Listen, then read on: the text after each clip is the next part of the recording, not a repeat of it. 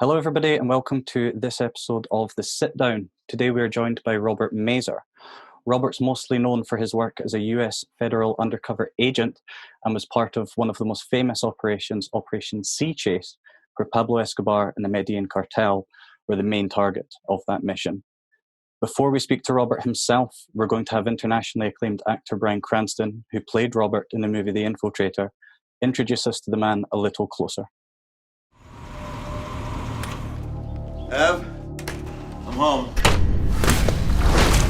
Did it go okay? Oh, yeah. Piece of cake.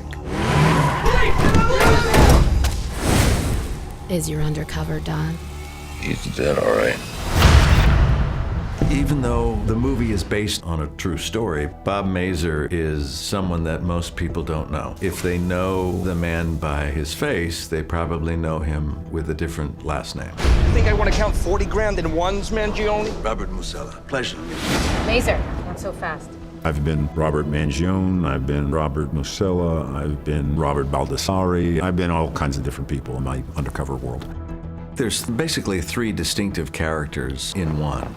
His normal self, Bob Mazur, who is really very calm and committed family man to his two children and his wife and lives a very ordinary middle-class existence. And then there's the characters that he needs to take on. My friends, welcome to the United States. There's a lot to be learned about how to set up an undercover identity. You want that character that you build to have as many traits that I have. Hey, look at this. Do the math. I'd be 77 years old. The less amount of lies that I have to tell, the least likely it is that I'm going to wind up tripping myself up. Here we go. Bob Musella. Dates are perfect. He usually tries to stay with Bob because in a pinch, if someone yells out, "Bob," Mr. Bob. Bob. Mr. Bob. you naturally react, and so he wants to be able to maintain that. Mangione was more of a sad, old street-level crook. What we need is a new currency. Right? Musella, he is a more flamboyant businessman whose cover is that he works for the mob. Gentlemen, I sincerely apologize. Family business got in the way. He has to actually do the money laundering for the Medellín Cartel. So, Mr. Musella, what can you do for me? There's Bob Mazur, the cop who's looking for the evidence, who's acting as Bob Musella. But there is a role that I have to play as a friend, as a confidant. It's not an easy thing to do. And sometimes it's not an easy thing to live with after the fact either. It's like you get close to people. What I did do is I caused them to drop their guard and let me into their lives so that I could become the government's eyes and ears inside their criminal enterprises. The character is phenomenal. He's a heroic guy. Take the tapes. And I just like the idea that there was a man who was committed to trying to improve his country, his society. And in order to do that, he had to become very good friends with some very bad people. That was Don Chepe. More importantly, the other man is Pablo Escobar. It's a fun ride. One wrong word, Here we go. One slip. In my business, nothing good ever comes in the absence of trust.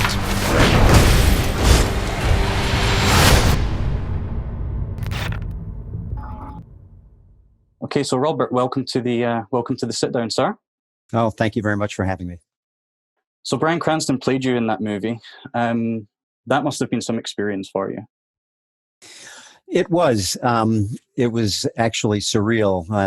The first day that I was on the set, well, first of all, there's quite a bit before you get to being on the set. Years and years of work, trying to offer suggestions to the director, and being involved in kind of overseeing some of the things that they feel is going to be most effective in the film. But getting on the set, that really made it surreal, because the first time that I was there was in the UK. Most of the filming was done outside of London. And we were at a home that, surprisingly to me, in the London area, really looked like a Florida home. It had a sliding glass doors in the back. It had a kidney-shaped pool. And there was a scene that was being shot when I first got there. Of course, when you walk on the set for the first time, this is in the middle of the night, probably midnight, but they had a crane with a huge, looked like a blimp that was actually a fake sun, that made it look like it was noon outside.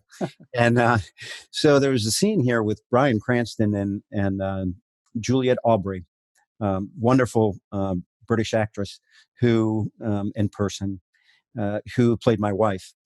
And it was a real thing that had happened. It was a time, I always tell people, and it's the truth, my wife is a much smarter person than me. And as she saw the I guess, disintegration of our personal life through the course of this thing, when we were maybe, I'd say 6 months out from the end, I would come home for maybe a day or so, once a month. And during that period of time, it was that day and a half was probably one of the toughest day and a halves of our lives every month. My wife, recognizing that, just said, this isn't going to work. The best thing for you to do is to just not come back and get this thing over with as soon as you can. And when you're done, we'll get together and see if we still have a life. And so when I'm there on the set, Bryan Cranston is packing his bag and his wife is standing there looking at him. And I could see it in my eyes. It was Bryan Cranston, Juliette Aubrey. But in my mind, I saw me and I saw my wife. And it almost brought me to tears. Now, this is the time that I'm first on the set. So I've got to act like a tough guy here. I can't let everybody see me crying. So as I felt this tear coming out of the side of my eye, I kept turning my head further and further to the side, trying to keep it from running down. But eventually it was impossible to stop. And so I had to let it go. But it was very surreal. Bryan Cranston is a wonderful person, very down to earth, cared so much about making sure that he portrayed me as accurately as he felt that he could. He spent a lot of time speaking with me. He spent a lot of time speaking with my wife. And importantly for us as a family, spent a lot of time talking to my children. And I think he got it. So it was a very surreal experience. And you mentioned there when talking about that scene, and it's a real life scene. It's not something that was put into the movie as part of the Hollywood touch on it. You touched on the impact that it had on your family life, and I want to touch on that a little bit later in the interview and go into much more detail on that. But I think for the viewers as well, I would like to, before we go really deep into this, just explain why you're not on camera and can't show your face. Is the fact that you still hide your identity today because there is still a reward out for your death, or is it more precautionary? I'd say it's both. There's really no way to be able to determine whether or not the contract that was initially issued is, still live. I would tend to think that most of the people who were involved in that, Gerardo Moncada, who was the right-hand man for Pablo Escobar, Santiago Uribe Ortiz, who was the principal consigliere to Pablo Escobar. That's where it came from. Two law enforcement agencies and an intelligence agency that had done an foreign intercept, had come up with this conclusion. And so it is a situation where I really want to try to ride both sides here. I feel like I have information that I so much want to share globally. And that's a difficult thing to do when had the experience that I've had. And so the best way, I think, to try to do that is to, in my personal life, try to keep as low a profile as I possibly can. And then when it's time for me to strap up and go out and present and deal with people around the globe, I do it with a little added security. So I'm not really sure. I've had some threats since the film came out, but a lot of times those are unfounded, and so. But I think I've found the comfort level where I am right now, and I just as soon keep my current image off the internet. Sure. What was it that made you want to go into undercover work in the first place? Is it something that you think about and then apply for, or is it something that they come to you with and then you consider? What was it that attracted you to the work? You know, it can happen both ways, but for me, I decided to go into law enforcement because for the same reason that I think 99.9% of the officers around the globe do, and that is because you want to become a part of making a difference. Different people have different views about how they can make a difference. Some feel as though, you know, getting into management and going up the chain and becoming the administrator puts them in a position to really make a difference. From my perspective, I felt that making a difference meant getting in the trenches. I never wanted to be a part of management. I got coaxed into doing an interview or two for it, and I was so happy when I didn't get it. But I really wanted to be a senior agent. And as I did this work for the first 14 years of my career, I really didn't do any undercover work. But as I got more and more into it, and as I became very focused on task forces that were trying to identify the biggest money launderers, servicing, at that time, the Medellín Cartel. That was a high priority here in the United States. We had unbelievable violence going on in the streets. We have unbelievable violence in our streets today too. But back then, you know, to think that there was, in fact, it occurred in Miami, where we had cartel groups with machine guns shooting up malls and putting innocent people's lives at danger, in danger, was unbelievable. And it was so important for us to try to dismantle, identify the command and control, and dismantle the command and control. So my feeling was that the best way to get in the trench was to do long-term undercover. For you going into undercover, I mean, understandably, you need to build your undercover profile around the people that you're going to be involved with. What was important for you for Robert Mazella's profile going into this mission with the Medellín Cartel? Okay, my number one mission, as I was considering how I was going to build Robert Mazella and his business and personal life, was that I needed, for the government, this is a long time. For the real world, and especially today, it's not a long time. I got about 18 months to put together what I think is one of the more sophisticated fronts that have been used. And what was different about it was I knew I couldn't do what cops always do and have, quote, storefronts as my businesses. Businesses where the lights go on when the bad guys come in town and the lights go off when they leave, and nobody's there until the next bad guy meeting. I mean, it's not going to work. Not with the Medellín Cartel. Counter surveillance, private investigators, all types of things, resources that they have that they're going to look in. I needed to be embedded in real businesses.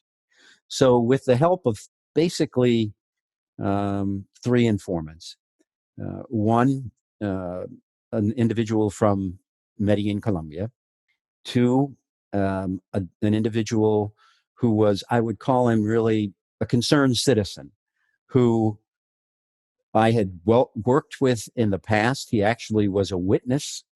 I had met this man. He was a vice president of a bank 5-6 years before this. I would say, yeah, about maybe even longer than that, 8 years before that, I'd met him.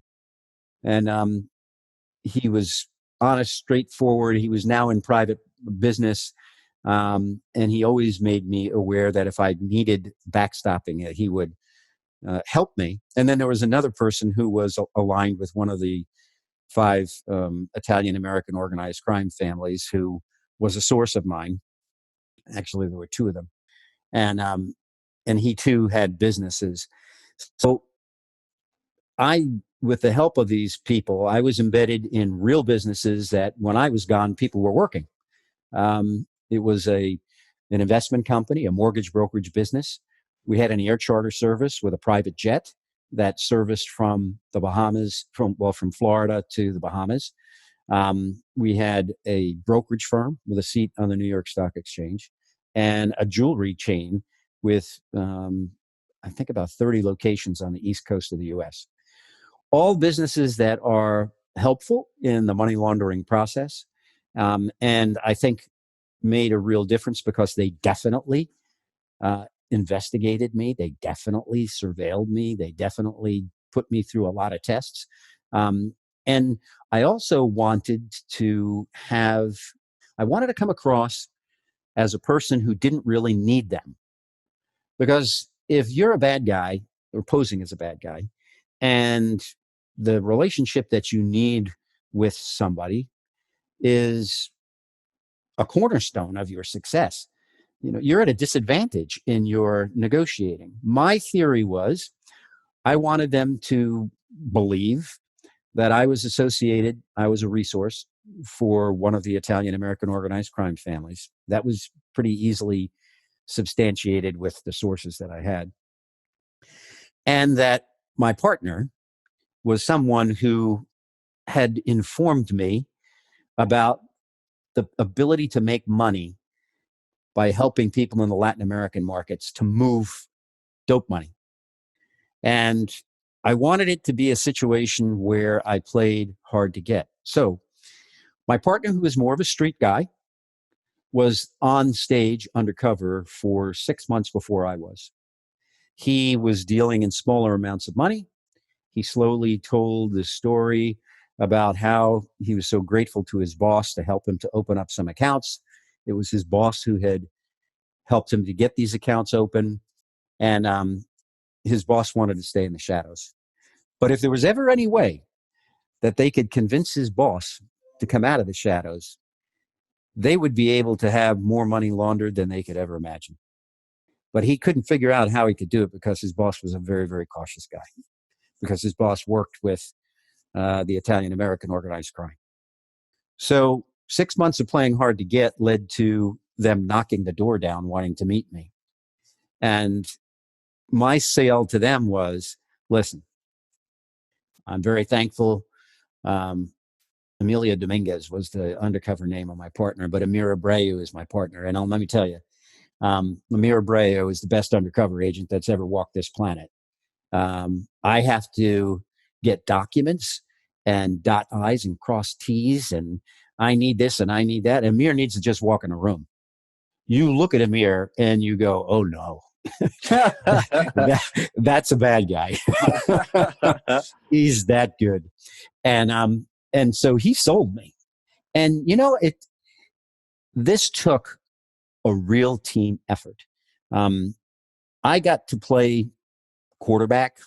If you compare it to American football, I got to play the primary undercover role. But let me tell you, without Amir, who was the star running back, Sure. and without the other players who played offense and defensive line and every other position that you can think of, this thing would never have happened. I could not have done this on my own.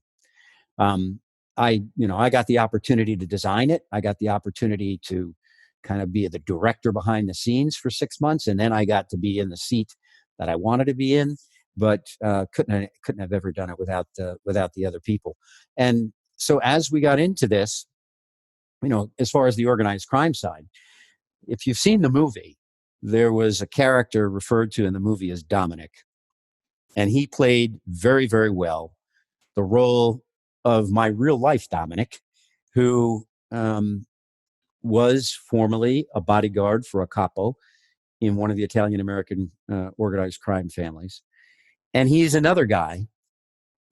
If Amir was the best undercover agent, this guy was the best prop for somebody looking at him would immediately know this guy's organized crime. As a matter of fact, when I met the first time, not when I met the first time, but when Roberto El Cayeno played in the movie by Benjamin Bratt, when he first came to Florida to meet with me, I had it all orchestrated where Dominic would come to a restaurant where we were. And so he comes in, he's got an armful of shirts because he's got like 10 businesses going on. One of them was this Caribbean Soul. It was suntan lotion and this, that, and the other thing. And then he's talking to me about other stuff. I invited him to sit down at the table, and he's calling me boss. And so when he leaves, I said to Roberto, I said, he's actually my cousin. I don't allow people that close to me to watch my back unless they're part of my family. And he said, let me guess, Sicilian, born in Brooklyn, started stealing cars at age 13. I said, first two are right, Roberto. The second one you got wrong. He started at 12. And we laughed.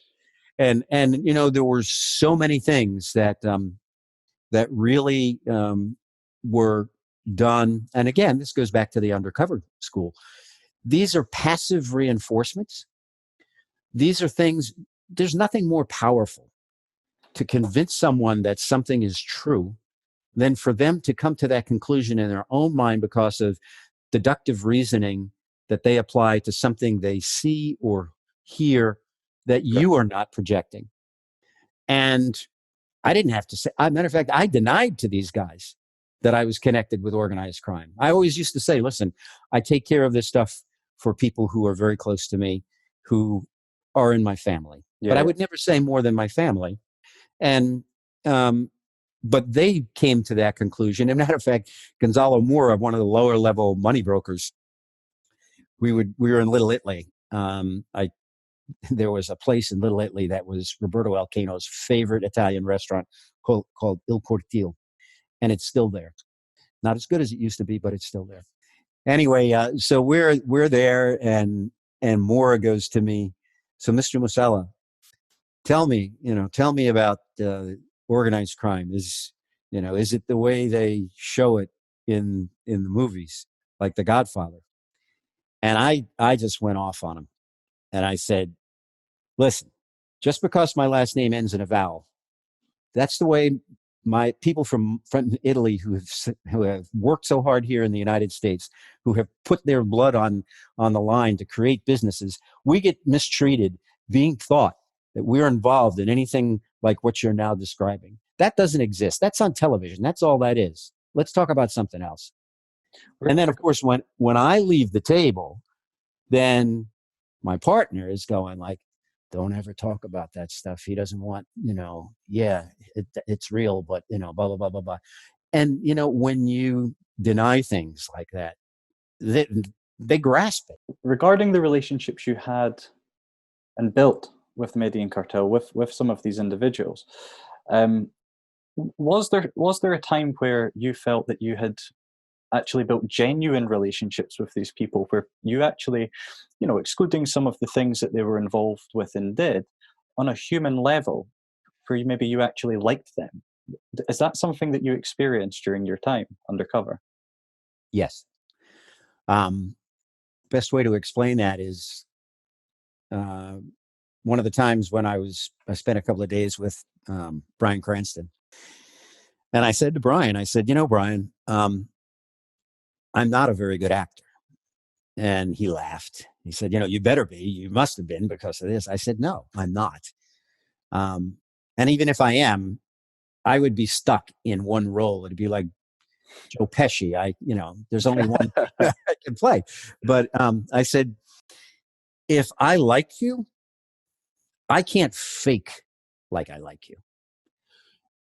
And what happened for me, the best way I can describe it is I had to give a piece of my heart away that I knew I would not get back. Because take Roberto Alcaino for instance. Roberto and I, aside from the fact that he moved thousands and thousands of kilos of cocaine, he did it as a business. It could have been widgets. As he said to me, there'd be no supply if there was no demand. Did I like what he was doing? No. Yes, I believe that he personally had a tremendous detrimental effect on literally thousands of lives. Aside from that, he was honest. He was humorous. He was fun to be with.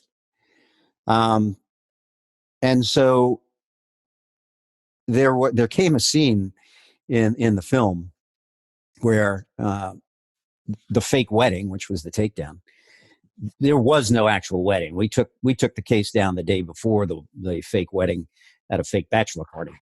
Sure. But yeah, but it at the film, Bryan Cranston is there in his tuxedo. The ceremony's about to begin. Roberto El Cayeno is on the run, and then he walks in. And everybody was confused about what would Robert Musella be saying to Roberto El Cayeno, who now has taken such a risk to come in out of his new identity in the underworld, running away from the cops, to risk coming to Musella's wedding. And nobody could really figure it out. And I took Cranston aside. I said, Brian, it's pretty easy for me. I'm just imagining if that had happened. And what I would have said to him was, it's so wonderful to see you, but there's a part of me that wishes you weren't here.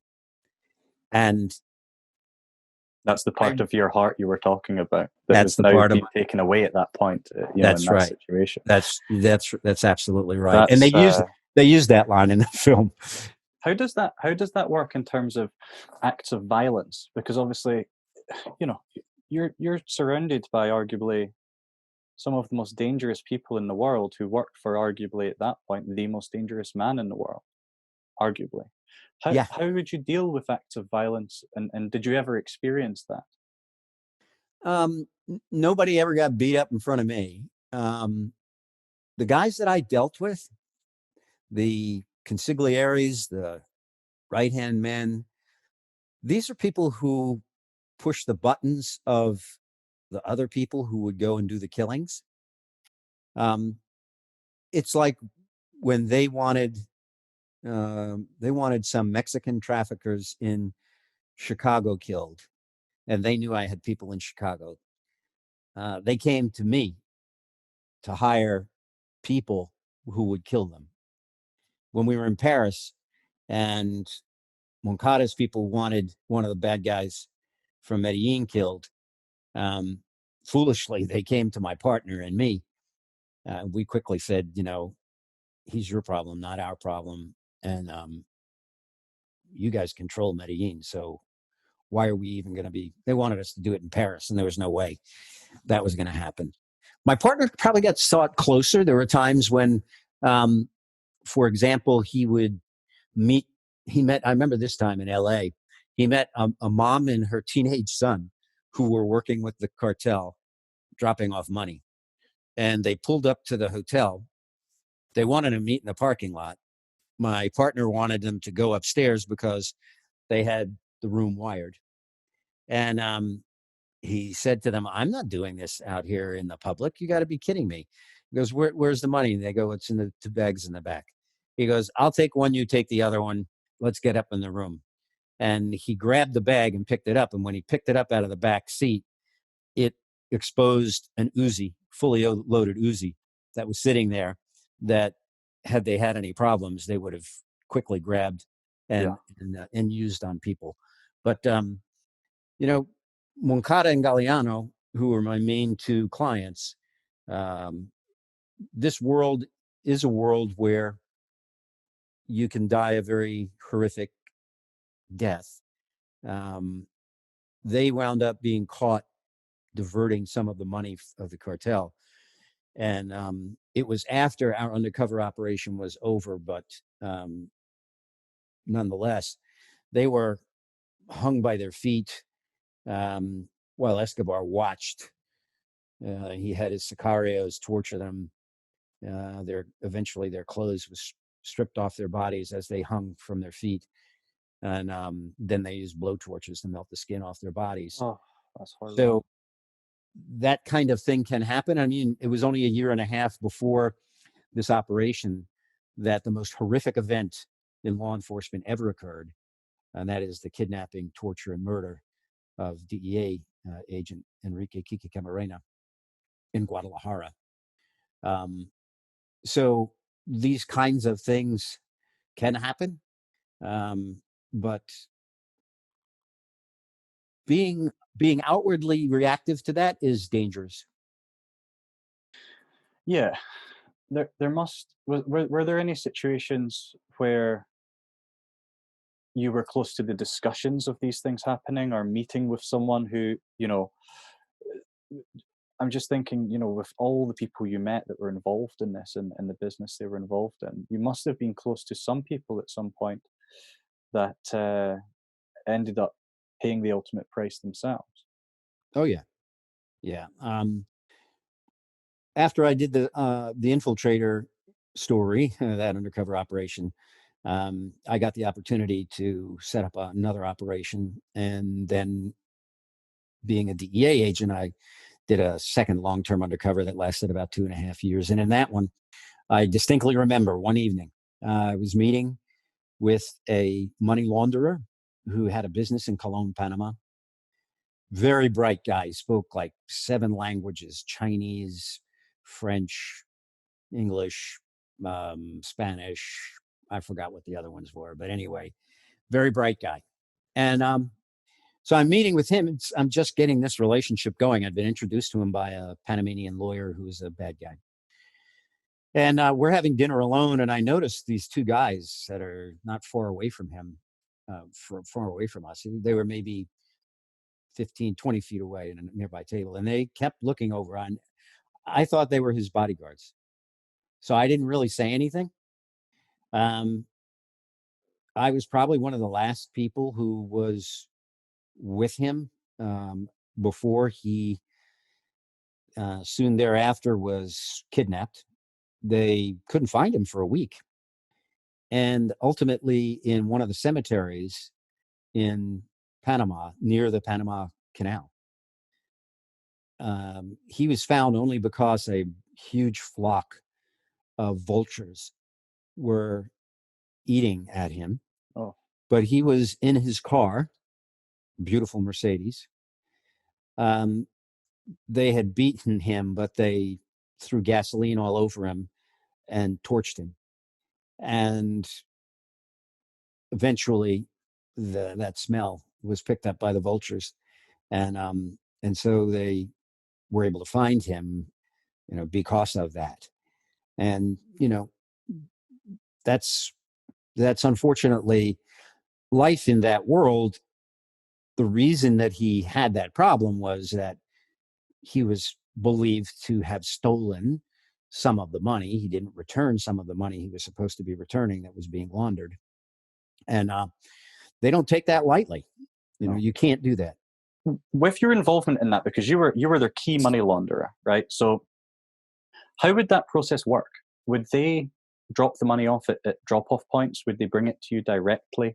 What was the, just bullet-pointed step-by-step process for you to do your part in that business? Mm-hmm. I allowed them to have me and the money in the same place only one time in the 2.5 or the 2 years that I played the role. It would be very dangerous for a person like me to be there at the money drop. Most of the money pickups for us were done by my partner, either alone or with another undercover agent. And it was really part of ultimately the demise of the undercover operation. When I say that, I mean, unfortunately, you like to think that these operations are run on a national level and everybody's on the same sheet of music, but they're not. It's kind of run, I think there were 7 regions, customs regions. Each one was like a fiefdom, and each one was struggling to try to get the most out of what was happening for their own fiefdom benefit. Sure. So when we go to New York, unfortunately, I'm begging them, please, this money's coming to us. We're going to launder it. Some of it's going to be put into CDs. Some of it's being used to finance the building of apartments. Some of it's being used for other matters. We'll be able to see some of this. Let's not put a lot of resources on the street. Of course, these cities where the money is being dropped off, they look at this and they see that courier dropping it off as a potential asset for them. Their theory, in simple thinking, in my mind, 2-dimensional thinking, not 3-dimensional. Follow the guy away. He's going to take you to the pot at the end of the rainbow where all the money is being stashed. Or we'll sit on him and he'll eventually get us there. The problem is law enforcement, oftentimes, more times than not, is incapable of accepting the fact that the bad guys are smarter than them. I always operated that way. I was the guy who was not the brightest bulb on the tree. I had to always operate every single day thinking that, because you become lackadaisical if you don't. And the people who felt that they were smarter than them didn't want to think that they were smart enough to have counter surveillance. But of course they are. And their counter surveillance people are probably better at surveillance than our surveillance people are. Roberto Alcaino told me one day, he said, listen, tell your people this is what they need to look for to determine whether Los Feos are out there. Los Feos, the ugly ones. That's what they call the feds. He goes, most of them are gringos. They're probably in their 30s. They look like they go to the gym a lot. They wear blue jeans. They have pullover shirts that have collars. They wear fanny packs. That's where their guns are. They probably wear Reebok sneakers. That's what you need to look for. So I go to New York. I rarely ever went into a government office, but in this instance, it was so important to try to ratchet down the surveillance that I did. And I get there and the surveillance team's there and everybody's wearing blue jeans, pullover shirts, Reebok shoes, and they got fanny packs and they're gringos in their 30s and they're in pretty good shape. So I try to tell them, hey, this is what they're looking for, guys. Oh, we're from New York. We know what we're doing. We do this all the time. It's an ego thing. It's an ego between departments and things. It's the same as the military, right? There's still that thing between different areas of the military and that kind of friendly, competitive side as well, I guess. But unfortunately, I had just come back from Paris, where I had met with Pablo Escobar's primary attorney and some very important people close to him. And we had made an arrangement where we were going to be receiving a total of about $100 million in the U.S., $1 million to $2 million at a time, sometimes twice a day. A lot of it we're getting in New York. I can't stop them from doing the surveillance. Partially through the surveillance, Emir gets a phone call from our contact, Gonzalo Mora in Medellin. In the back is a screaming voice that Musella must be a DEA undercover agent because Los Feos were everywhere. And now I got to talk them out of the idea that I they were insistent that I was a DEA undercover agent. I guess one of the things that made me convincing to get them to think that I wasn't is that I was thinking in my own mind, I'm not a DEA undercover agent, I'm a customs undercover agent. But anyway, I was asked to go to a meeting, and I did, about 1:00 in the morning in Miami, in a not very nice section of Miami, to meet in a hotel room with a guy, Rudolf Armbrecht, who was a Colombian German. His father had come to Colombia after World War II, married a Colombian lady. And he was in charge of getting the Air Force for the Medellín Cartel. He was buying literally dozens of a specific style plane, Rockwells, that were very, very important for the smuggling activities. And he was Gerardo Moncada's main contact with me. So I called my contact agent in Miami. I said, listen, man, there cannot be any surveillance out there. If they have counter surveillance out there and they see you guys again, I'm going to be dead. And you guys are only going to be able to figure out where the body is. So big deal. I just don't want any surveillance. Can I please just set something up in advance? You can call my cell phone. I can call your cell phone, because the contact agents had undercover phones, so it would be safe to call back and forth. And I said, if I say this, that means I've got a problem. If I say something else, then that means everything is okay. I forgot what the codes were, but they were. So I get there and I leave my briefcase that had a recorder in it in the car. I had no recorder on my body. I thought I was going to get shaken down. And as I'm going to the room, you know, a lot of this is counter to normal tactical police work. You have no idea who's in the room. You're there one-on-one. But given the circumstances, the risk, in my view, needed to be taken. So I go in. Rudy's the only one in the room. He doesn't shake me down. We start talking. I could tell from his body language that he was a little nervous. And eventually he asks me where the records are that I was supposed to bring. I had to bring some offshore corporate records. And I said, well, they're in my briefcase. I left it in the car. Sorry, I forgot. Let me go get it. I get it. I throw the briefcase on the bed. And he starts, his eyes are darting in that briefcase about every 20 seconds. I thought he was going to jump on it and try to open it. But eventually, I take it and I put it on my lap. And I open the lid toward him, so he's seeing the exterior of the briefcase. And we had some malfunctions with that briefcase. There's Velcro that was holding the back part together. The Velcro let loose, and now I have this recorder and a nest of wires sitting in the briefcase. He can't see it. He's on the other side, but I've got to get it back in and not act like my hair is on fire. I finally get it back in, like seconds before he walks around the side of the table to get the records. And so those types of things, we had burn surveillances. That was the biggest problem we had. And we also had. How fast do you think your heart rate was at that moment? Do you think it's ever been faster? No, I don't think it's ever been faster. But I mean, I had some other close calls, but it was definitely beating hard. And you know, another thing you have to be mindful of is that if you radiate that, they get it. They have antennas. They've been through undercover school. They know what persuasion and negotiation is all about. So you've got to basically have two brains operating at the same time.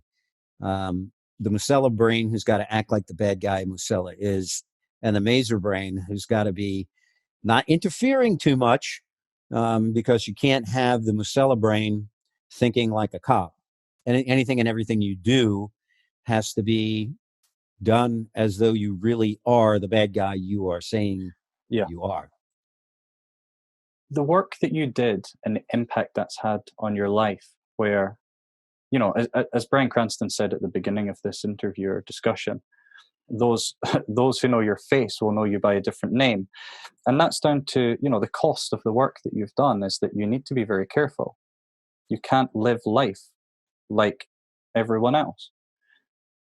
Is there any aspect of the work that you did, is there any regret on your side because of the impact it's had on you personally? Yeah, I can tell you something that happened right after we went to the first showing of the film. And it speaks to that issue. You know, my daughter was 9 when we started Sea Chase, 13 when it was the undercover ended, 15 when the trials ended, and then I went back undercover. So she was about 17 and a half, almost 18 by the time I finished my stint doing undercover work. And she's always, it's clear it has had an impact on our relationship. And after she saw the film, she said to me, "Now I understand. I forgive you." She was 40 when she told me that. Wow. That's amazing. Yeah. Wow, that's very deep. I'm not quite sure what to say to that. I'm sure you'll take that memory with you to the grave, that's for sure. Yep. So I guess there's an element of don't want to use the word acceptance, but understanding. Because I think as well, the amount of pain people are willing to put themselves through is always more than the amount of pain they're willing to put their own family through. You know, if I think about my family, what I'm willing to put myself through is one thing, but what I'm willing to put my family through is much lower than that. The example for you being that you would never have your family in your shoes during Operation Sea Chase. Of course you would not. You would never want them in that position. But of course you were willing to put yourself in that position for the greater good and to make a change. So I guess having those around you understand makes it easier. It must have been much harder for you before that, though. It must have been a different experience internally for you before you had that discussion with her. Yeah. Before I wrote the book, I didn't realize some of the nuances of this whole experience, but I think I have a better understanding of myself now. And I know, yeah, I did this because I thought that I could be a part of making a difference. But the reality is that as I became the Robert Musella character in the eyes of these people, and I saw the power of what I was doing. When I say the power, I mean, you know, I got enough information in a few conversations that led to the seizure of more than a ton of cocaine in a warehouse in Manhattan. Money's being seized all over the place. We're identifying people we never saw. The reality is information became my heroin. And every single day, if I couldn't get the next big piece of information, I just kept looking for it. That meant that I was subconsciously probably taking greater and greater risks because the heroin was overtaking my logic at times. Yeah. But the exhilaration felt by a law enforcement officer whose whole thought about being worthy of carrying that badge, being in the trenches and being able to do things and get things that nobody else can do and get. It's at its apex when you are deep under and they believe everything you're saying and you're picking out pieces of information like you're pulling flowers to make a bouquet. It's unbelievable how powerful that can be to drive you. I was told in June of the year that they had decided that it was going to be taken down that October. That's totally contrary to what is established in the manual about, you know, the theory of when you take a case down. You take a case down when you're not meeting new bad guys and you're not uncovering new crimes. But they had a reason for wanting to take it down that October. And I came to the decision, okay, I've got June, July, August, September. I got 5 months. I've got to get 2 years worth of work done in 5 months. I am going to be this fictional person 24/7 because that's the only way I can get 2 years worth of work done in 5 months. Yeah. Because that portal is going to close.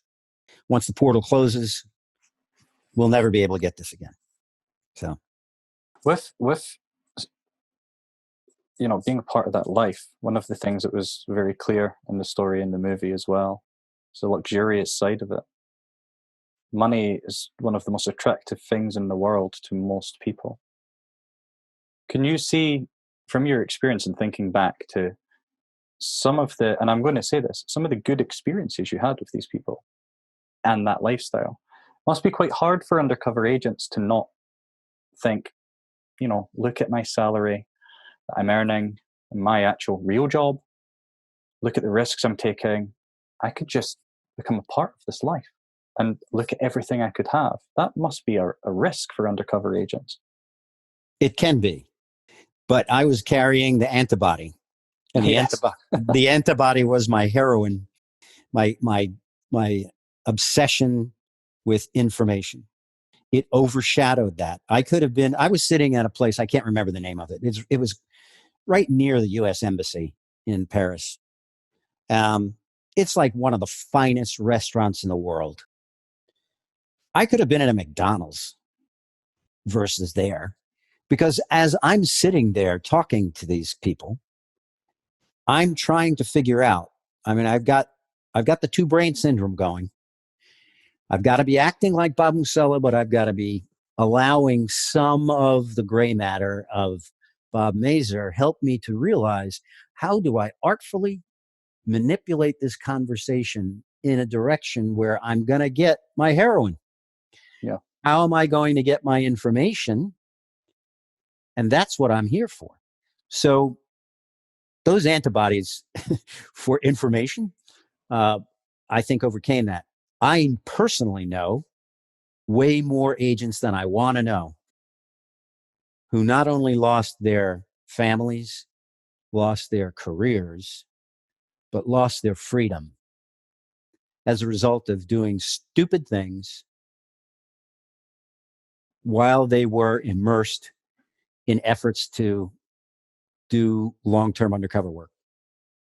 Yeah. It's, hearing these stories, I think a lot of people listening to them that watch this podcast will feel how everyone will feel hearing that, which is a little bit, sick.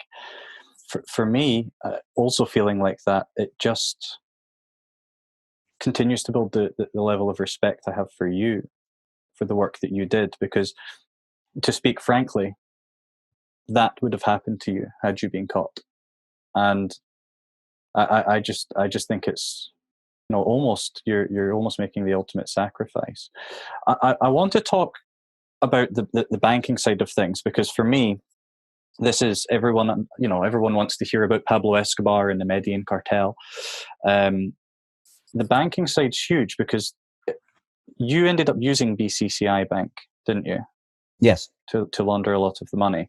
How were you introduced to them? How did you decide and choose what bank to try and build a relationship with? And how did you know that they would be interested in kind of doing that dirty business? Yeah. Well, I think BCCI is a prime example of it's better to be lucky than good, because that's what happened in this particular case. Okay.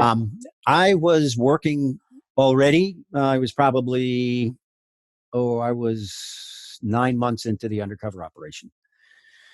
And I'm working directly with the money brokers for the Medellín Cartel. And my ultimate payout to them is coming through wire transfers and checks that are drawn on US dollar accounts, but they were US dollar accounts that are at US banks.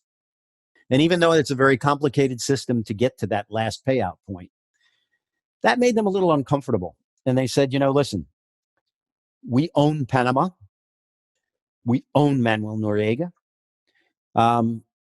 You need to open up some accounts in Panama. It's safer. We'll put the US dollar accounts there. And we've paid him off. We can do anything we want in that country. So I knew I had to get accounts open in Panama. Now, how do you normally go about that? Well, sometimes in the two-dimensional thinking, law enforcement world, they go to a major international bank, to their security department, where maybe a former law enforcement officer has a higher ranking position.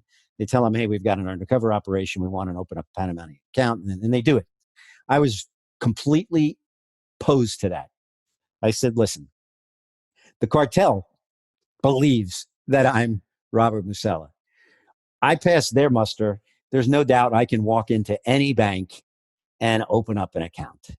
Sure. So I happened to be going down the street, and I saw in Tampa, and I did very little undercover work in Tampa, but I'm going down the street in Tampa, and I see this big, beautiful gold sign, Bank of Credit and Commerce International, BCCI. I'm not a rocket scientist, but I figured they must have foreign branches. So I did what I thought most people wanting to open an account in a private client division would do. I picked up the phone. I called the branch. I asked to speak to an account relationship manager. I explained to them that I'm a financial advisor for uh, clients who are in Colombia. I have a need for an account in Panama. Wanted to know if they had branches there. Yes, they did. They had 2 branches in Panama. And I said, well, I'd like to discuss the possibilities of opening an account. And the guy said to me, well, listen, before we even have a meeting, you've got to send to me your resume, 3 business references, 3 banking references, and I want copies of your current accounts to see that you have at least $1 million in play. And if that being the case, then we'd be happy to meet with you. I gave them that. I got the meeting. I sat down with him, and it basically went like this. I said, most of my clients are from Medellín, Colombia. They have business activities here in the United States that generate massive amounts of capital. And it's my responsibility to help them as discreetly as possible move that capital across borders. And so it's important right now. They have some funds in Panama they'd like to bring here to the US to buy some property. And it would be best for that to come in through an account I control in Panama. And the guy says to me, well, do you have a need to send the money in the other direction much? I said, yeah. He goes, is it cash? I said, yeah. He said, well, that's the black money market. We have a lot of clients who have that kind of need. There was a time when we used to open up checking accounts for them in Grand Cayman. It was very effective, but that's risky now because of a treaty between the U.S. and the Cayman government. We recommend Panama. And you don't even have to go there. We have branches in 72 countries. We have all the forms here. And you can just fill them out. We'll send them by pouch to the country and get it back. And we'll have you up and running. We'll have somebody assigned there. But I'll manage it all right here from Tampa. And in the meantime, what do you think you can do for us in the way of deposits? And so I got the message and I said to him, another thing taught in undercover school, if it's like your biggest dream opportunity you ever had, if you want to make sure your hook is in deep, don't pull the pole quickly. Let them run with the bait. So I said, this issue about the Panama account is important to me, but what's most important to me is that we can establish a rapport and really understand the needs of one another. How about if we do this? Let me open up a domestic account. I'll put, 50 grand in a CD and open a small checking account. But I think it'd be helpful if we got together outside the bank, maybe for lunch a few times. And it might be helpful if I brought one of my colleagues from Medellín, so you can really understand us. The colleague I was thinking of bringing, and who I did bring, was the first, we would call them unwitting informants. It's a bad guy who buys you 100%. It was Gonzalo Mora. Now, Gonzalo he's a paisa. He's from Medellín. He's got an import-export business. There's no doubt his accents are going to be understood by this gentleman to be a real guy from Colombia, and he's going to check out. So now it's me, him, and Gonzalo Mora, my partner. We have some lunches, and eventually I open up the Panama account. And everything's going good, and now all of a sudden, better to be lucky than good. It's too long to explain how the black money market works, but the bottom line of it is I give Gonzalo the opportunity to fill in the checks after I sign them. And when he initially fills them out, he only puts in the amounts in words and numbers, doesn't fill in the payee, the date, or the memo section. Somebody else does later on. Anyway, when he filled it out, one of the checks, he filled out he put like 103,000. And in the words, it was 103,500, something like that. And then on another one, somebody forgot to put in the payee. So I get a phone call from the banker in Panama. The banker in Panama says to me, Mr. Musella, I need to know the amounts. I need to know the payee. I said, well, you must realize I have to call Colombia. So I'll call you right back. I call him back. I give it to him. And I could almost see him leaning into the phone as he said, I need to be in Miami soon. I think it'd be a good idea if we met, because I think if without my help, you're going to get caught. And I said, okay, we'll meet. So we meet. I got my recorder. We talk about the fact that the money is dope money. He goes, listen, we have a better system. Here's the system we use. Blah, blah, blah, blah, blah, blah, blah. Okay, fine, we'll use your system. Now we're doing that. And then all of a sudden, a big battle between the George Bush, John Kerry, are all working together, actually, to go after Noriega in Panama. So they freeze the Central Bank of Panama's accounts at the Fed. It basically brings the dollar market in Panama, which is the market, to a screeching halt. I have now $750,000 of Gerardo Moncada's money stuck that I can't get to him. And you put that there. And I put it there. Yeah. Of course, they told me to. But anyway, so now I had been introduced to two guys in Miami who were part of this team. So I go to them and I go, hey, guys, listen. Although these people are very good friends of mine, I got to get that $750,000 out of there. And we need an alternative to Panama. I'm sure a lot of your clients are telling you we need an alternative to Panama because everything's there in a screeching halt. And they said, well, it's not a problem. We've got people who do this for us in other parts of the world. So then I meet guys in Paris, I meet guys in London, I meet a guy in Bahamas. After about a dozen officers, the same thing over and over again, the bank was cooked. And that's why we were able to substantiate the prosecution of the bank and the bank officers. And unfortunately for them, my partner and I, over the period of 2 years, recorded probably about 1,200 conversations. And most of the conversations, if not all, that occurred in the boardroom in Miami on Brickell Avenue, they were recording. So they had a problem. Regarding BCCI Bank, and I want to be very careful how I word this question to you because I don't want to insinuate my assumptions based on this question and what this means, or yours. So I'll ask this question as fact-based as I can. Is it true that you found out that BCCI secretly, or maybe not very well knowingly, owned two other banks through your investigation that may or may not have been involved in the money laundering? And one of those banks was also very closely linked to a political party or a leader of a political party in the US, and you were and I heard that you were told and advised to avoid that and just focus on what you were doing and to ignore that was happening. Was there a bank connected to a political party that was connected to BCCI? Yes, there was. And I was told in detail about it by a gentleman in the Miami branch of BCCI who is a very interesting player in and of himself, Amjad Awan.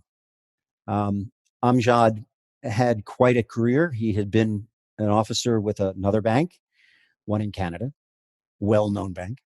And he subsequently had done time in Panama. He was the personal financial advisor for Manuel Noriega and a tremendous source of information for me as the eyes and ears of the government for detailed information concerning the financial affairs of Manuel Noriega, which I was able to get Awan to tell me about. But what made Mr. Awan so interesting to me is that his father was formerly the head of the national police in Pakistan. At one time directed the ISI. He managed accounts at BCCI that were CIA accounts. He helped them to move money to the Mujahideen to buy arms. He dealt directly with Casey, the head of the CIA. And he told me that there was this bank in Washington that on paper was owned by various nominees, but in fact was owned by the shareholders of BCCI who could not lawfully own it because they were foreigners. And of course, the CEO of that bank was a former Secretary of Defense of the United States. Oddly enough, the wife of the Commissioner of Customs was an officer in that bank. And he certainly knew we were inside the bank.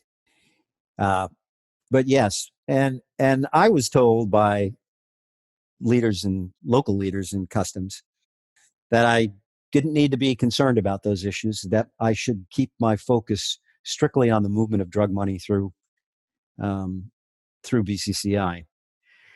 Regardless of what somebody thinks that I should do, I can't tell the bad guy to stop talking about something. I remember one of my last undercover meetings with Amjad Awan. He became the focus of the U.S. government, despite the fact that I'm dealing with him undercover, and despite the fact that I'm begging the Kerry's subcommittee to stay away from Awan and BCCI so I can get what I can get. They decide that they're going to try to subpoena him. And he's known to be the personal financial advisor for Manuel Noriega. So he called me one day and, we agreed to meet, and he said, I got some serious problems. So I met him at the Hyatt in Miami, just outside of, right out of Miami. And so we're there, and he goes, Bob, I've got these serious problems. The subcommittee is trying to subpoena me. Luckily, there's this engineer by the name of Amjad Awan who happens to live in Miami as well. And they tried to subpoena him, and they subpoenaed the wrong guy. But I found out about it. And now, and he names the person who is at the time very, very high up in the Democratic Party, who is a lawyer. And he said, and I met with this guy, and he told me that I need to get out of the country. Otherwise, they're going to subpoena me. So I'm being transferred to Paris. And I'm not sure how I'm going to deal with this, because I really don't want to go to Paris. Because the U.S. government's not going to stop. They're not going to give up.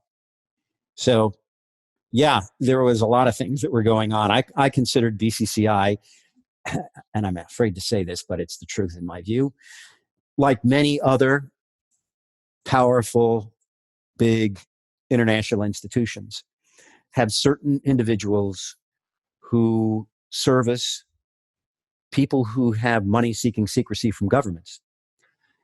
And that is a long list.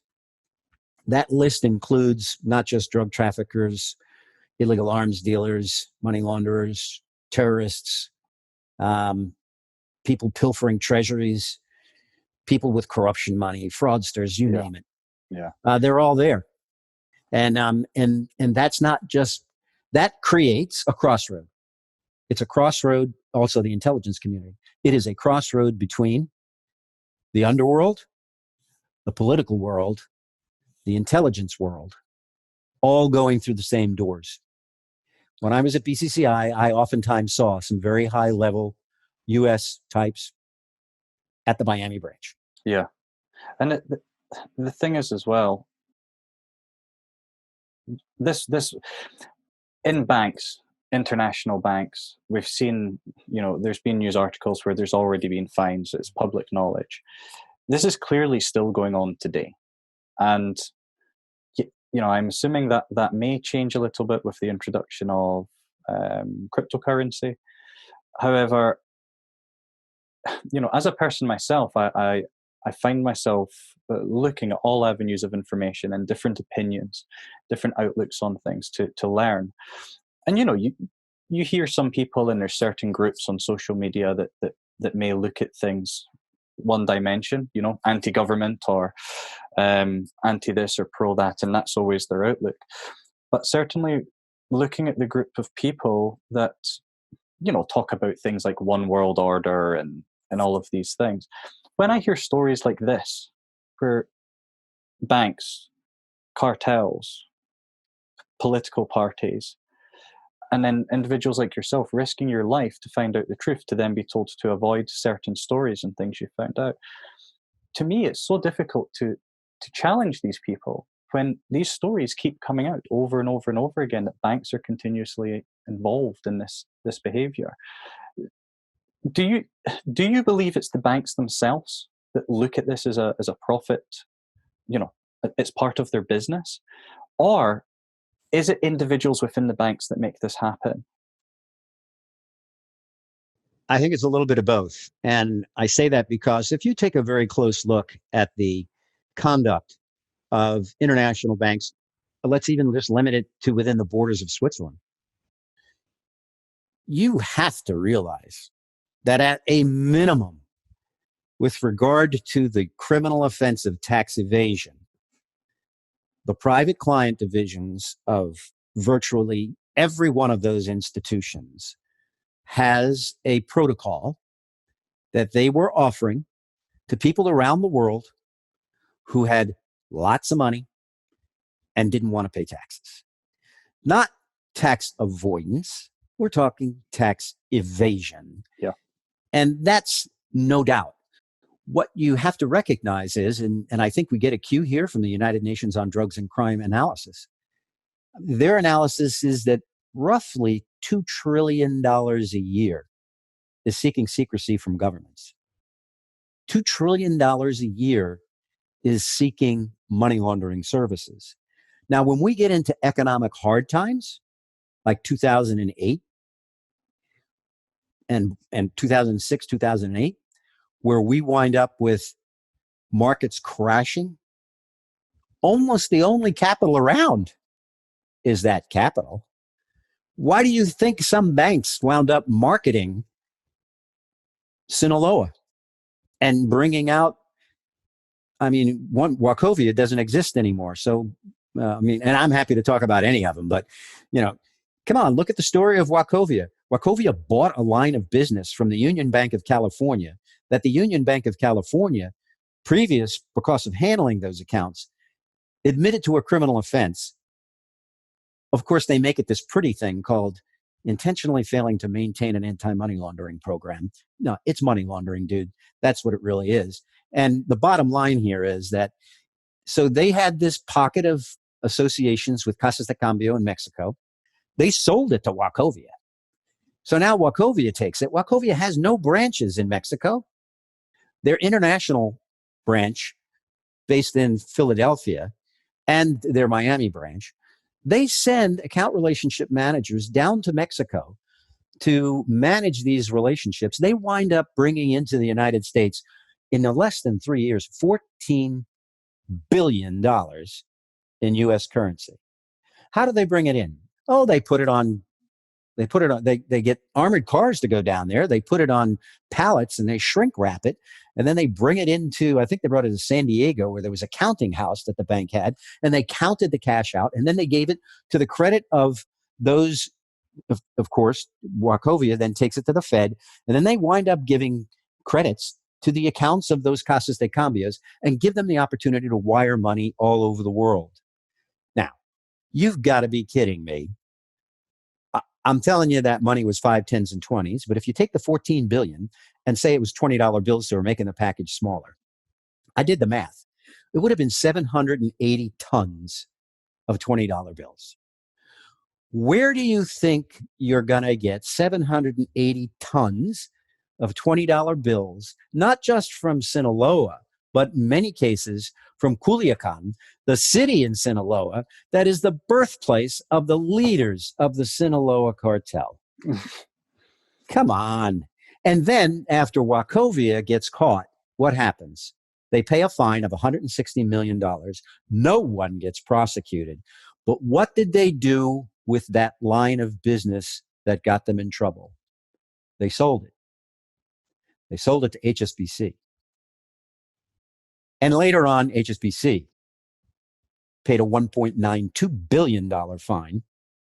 And if you look at Senator Levin, who I'm so disappointed is now retired because he was a voice of truth in the U.S. Senate on these issues.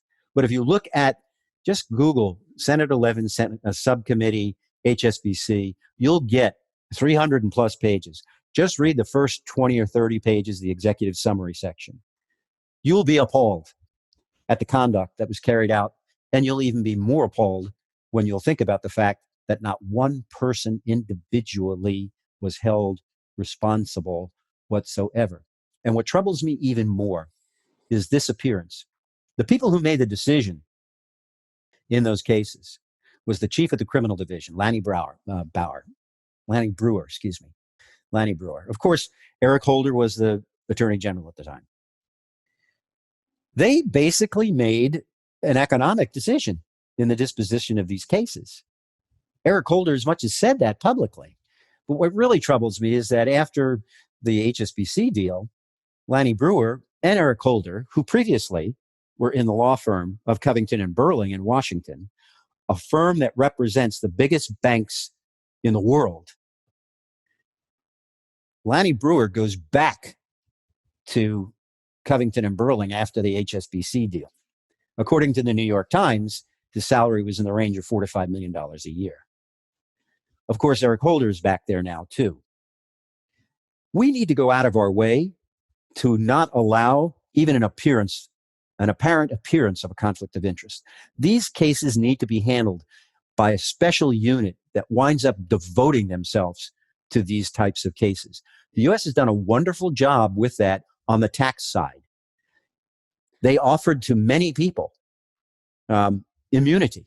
Come forward, tell us about the money you hid in Switzerland, and we'll give you immunity. You'll have to pay an extra 20%, but you'll get to keep the rest of the money. But most importantly, you need to tell us who you dealt with at the bank. So, Robert, I mean, surely I'm just thinking more about the banks and the whole process of this and the government. And I'm not making any accusations here. I'm just looking at it from a business perspective myself. We have illegal businesses or cartels or whatever. The banks are offering a vehicle in order for them to keep that money and not pay any tax or clean the money. Now, they're taking a cut of that. They wouldn't do it otherwise. When they're caught, BCCI being the exclusion, because they were obviously shut down, but other banks, you mentioned HSBC, for example, they're fined. Now, when I look at this from a business perspective, I see this whole process actually being a source of income for the government, for institutions that are essentially being fined. They're taking their cut, which is understandably more than they're being fined. They might look at that as a business cost. Everyone seems to be getting their piece of the pie. No one seems to really be going to jail over this. That surprises me so much. And I'm not suggesting that no one, things aren't shut down because of that. I'm just saying, looking at how it is at the moment, there are fines and there's no big, front page news headlines of senior execs going to jail, which shocks me because when you look at the Enron situation with their CFO, he went to jail, and he kind of followed the accounting rules to some extent in what he was doing, the accounting standards, I should say, regulation. What's your thoughts on that? Because everyone seems to be getting their piece of the pie, but no one's going to jail over it. That doesn't seem right to me at all. Yes. Well, one of the key motivators for institutions to do this, and what was the motivator for BCCI, was a mandate on making deposits. That's where that really helped them. I was point blank told, and I have it in a recording because it was put into the public domain. I'm sitting down with the two main Miami officers who are handling all of Latin America. And they said, Bob, we enjoy helping you, but, we need your help 2 times a year. June 30th and December 31st, the dates of our 6-month financials. We need you and your friends to deposit as much as you possibly can on those days. It can even be just for the day. It's window dressing, but it gives us more assets, and the more assets that we have on our financial statements, the more power we have in the financial markets. So recognize this fits very well with the normal motivator for an account relationship manager. He gets an okay minimal salary, but how does he really make money? Based upon percentage increases based upon the amount of deposits that they bring in. So there is this natural gravity between the natural motivator of a bank and the willingness to comply by the bad guys to do what's so important to them. One of the reasons that we wind up with less in the form of criminal prosecutions of individual officers, in my view, is that the key issue in prosecuting someone for money laundering is, what did they know about the source of the money at the time that they caused the transaction to occur? Did they know that that money came from that specified unlawful activity?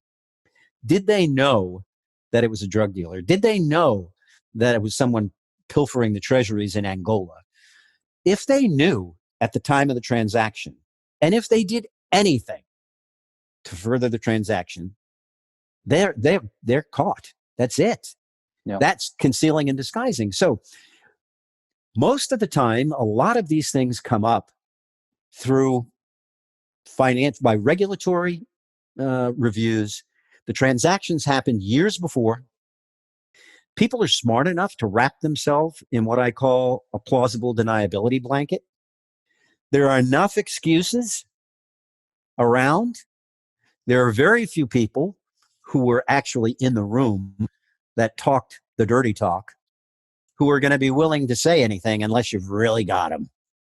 In today's day of emails, maybe, but you've got to be able to prove what they knew at the time the transaction occurred, which is why these undercover operations are so important. It's very easy to prove what they knew at that time.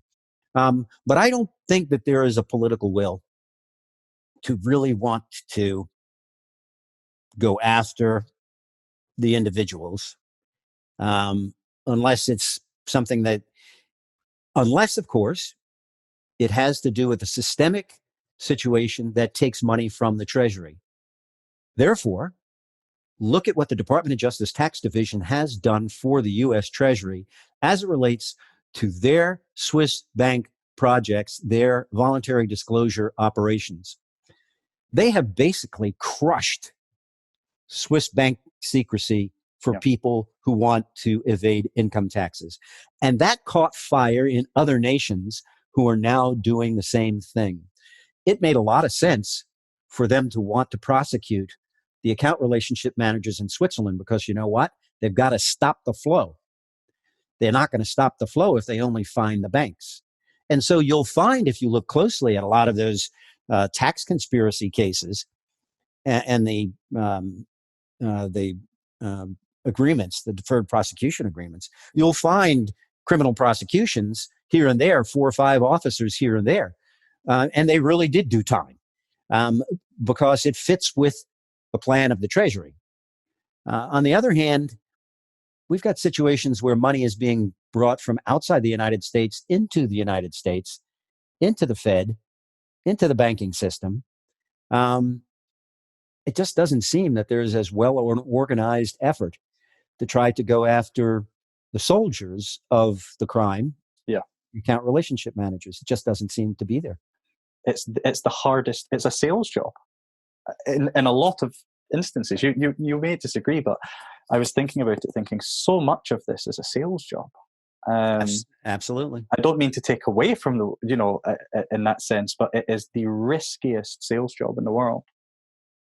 And it's a sales job, but in real sales, you're selling something that really exists, that is there for the purpose that you want. I'm selling something that's being made to look like it's what they really want, but it's not. It's a big hook. So you now, with your work, you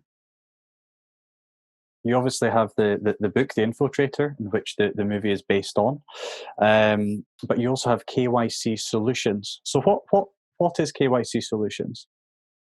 Yes, before I had KYC Solutions, I had a company I ran for 15 years that did enhanced due diligence globally. I had a team of 10, all former federal law enforcement officers.